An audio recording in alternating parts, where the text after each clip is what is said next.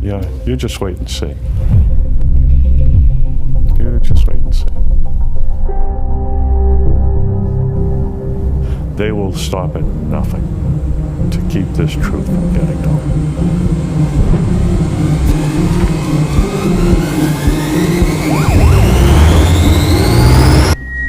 Is there a spiritual way to kill an animal? I'll put it this way. How would Jesus kill an animal? Is there a peaceful way to kill an animal? I think we need to wrap things up. What's this thing about animals, guys? What's this thing about eating animals all the time? You want to know about more Buddhist stuff, don't you? Boom, there you go. That was the trailer for Christspiracy, arriving in theaters on March 20th and March 24th. I'm Kuya P. This is Nerds Rule the World. And as you see on the screen, I'm so excited, so delighted to have the director, executive producer of Animals United Movement Films, Mr. Kip Anderson. Kip, thank you so much for your time. I appreciate you. Thanks for having me on. Appreciate it. Definitely, man. As I told you a little bit before we got started, I'm so psyched for people to see this film. I live in the Washington, D.C. area, which I come to find out you're very familiar with. And you cannot help but, you know, be in the mood of the world and know what's going on in the world and want to make a difference. And I'm also a big empath. I'm a creative filmmaker. I guess it's in the blood. It's in the water when you live in this area. And this is so powerful. This is so amazing. Still halfway through it, as you know, but I want to do all that I can to get the word out on this film. You put so much hard work into this. You left from Netflix because, and you still do wonderful things at Netflix, and that's where everybody can catch all the other projects Kip has done. But with this one, you got a Kickstarter campaign. You made this happen. Let me shut up. People want to hear you talk, but I just love the drive. I love what you're doing, and I love you're changing minds and you're educating people, or at least helping them question. And we all need to start questioning what we see and do. Yeah, Definitely. That's what it's all about. Poke, provoke, and then ask a bunch of questions. That's what we like to do, and stir some things up that people have never thought about before. And yeah, and make something new. And like your hat says, make history now. That's what this film's all about. Yes, sir. Once again. So if we can talk about this project, and when viewers finally watch it, they'll actually see that transition of how this journey happens. And I think I love that about you. You're a yogi, you're just like a regular guy, but you just like, when there's something that you need to find out about, you make it happen. And that's kind of just how the flow happens, which is so easy to watch this film. If you can, you know, maybe give a little bit of like how this project started. You've already done a ton of work, but there was this hand that stood up at one of your film Q&As, and it started you on this journey. Kameron Waters, can you tell me? Yeah, I met Kameron Waters after, you know, so it's the third part of in this chapters of the other films. Cowspiracy relates to the environmental impacts of what it means to raise and kill and eat 70 billion land animals, Seaspiracy on the oceans, and then what the health is, the health impacts.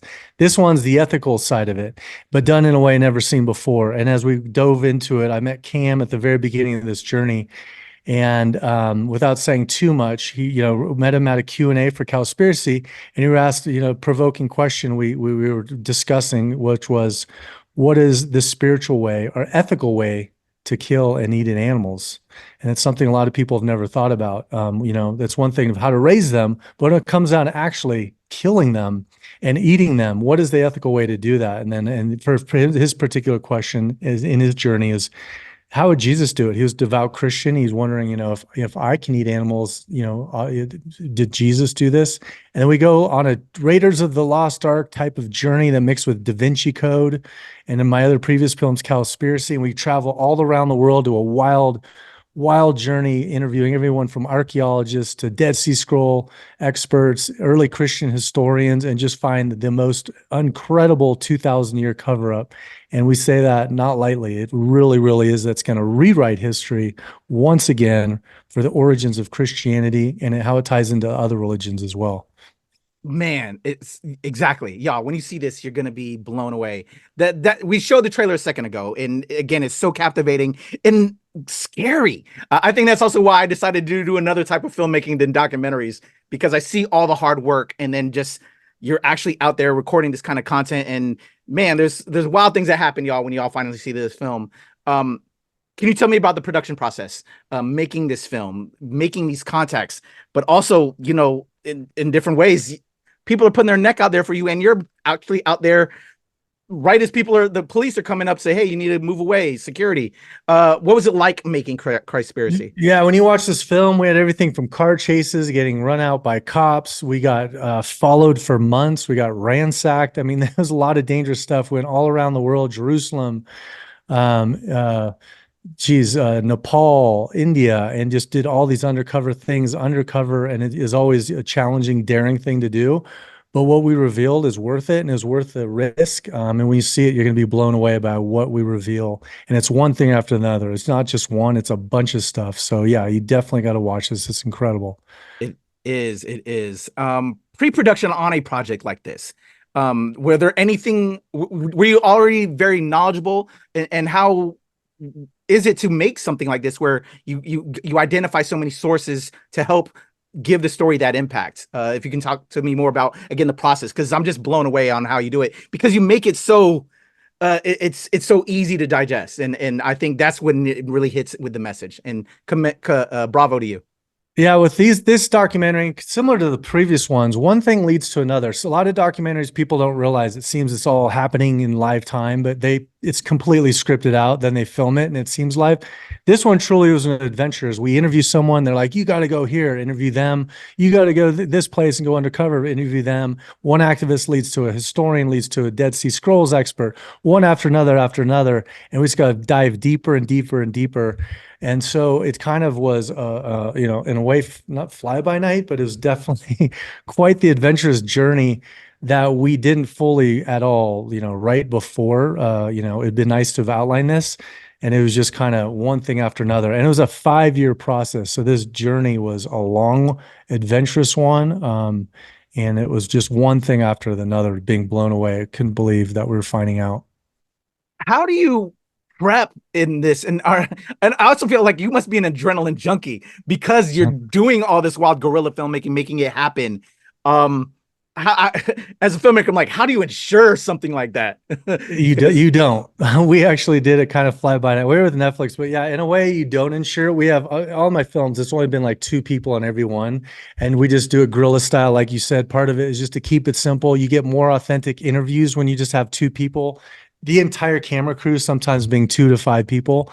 And it just comes off as, you know, you can just get a lot more out of things where it's not overwhelming to someone, because we have a bunch of, as you see, interesting interviews that's just the filmmaking style that I've done in the past, that our crew have done. And it's really powerful to do. And it makes it a lot easier getting footage that you never would. You can just go to places and, you know, be really flexible with how it's done. And so that's how we've been doing so far. Amazing. Again, everybody, Christspiracy, March 20th in theaters. Again, that filmmaker hat on right now, even though it says Make History Now, because we all should. For those that want to make history, those other filmmakers, because I have a lot of filmmakers friends that watch and see these interviews that I do. Any pro tips? Because again, I think you do such a great job of what you're trying to do and present and all of that. But it's also dangerous. Are there any pro tips you have out there for other filmmakers out there that are wanting to get into this kind of work and you know, get their message out there with the work that they do? Yeah, a couple ones is just starting out is learn by doing. Just start doing it, start practicing. Editing is a big one. And then why, you know, I'm a big studier of other films that I love and study how they go about it. And then a big one is collaborate with people who are more talented than you. That's been my secret. Collaborate with amazing filmmakers, and if they fill in the strengths that you don't have, realize your weaknesses and their strengths. I think that's a huge one. And then just do it, start doing it, and you'll get better and better and better. But the main thing is just go for it. Definitely learn by actually doing. I totally believe in that as well. I've done that. Again, everybody, the Christspiracy is going to arrive on March 20th. I'm going to have a full review with Heather on the team, and then I'm definitely going to have Kip back, because we wanted to do more, but because we want to really dig in and watch all of his other projects, there will be a part 2 interview with Kip. But for all those that aren't aware, if you could just let everybody know just a little bit more tidbits on why they should see March 20th, and also the AUM Films movement, your whole crew, and what you're trying to do with all the projects you're doing, Kip. Yeah, spreading compassion, harmony, and that we like say investigate and inspire.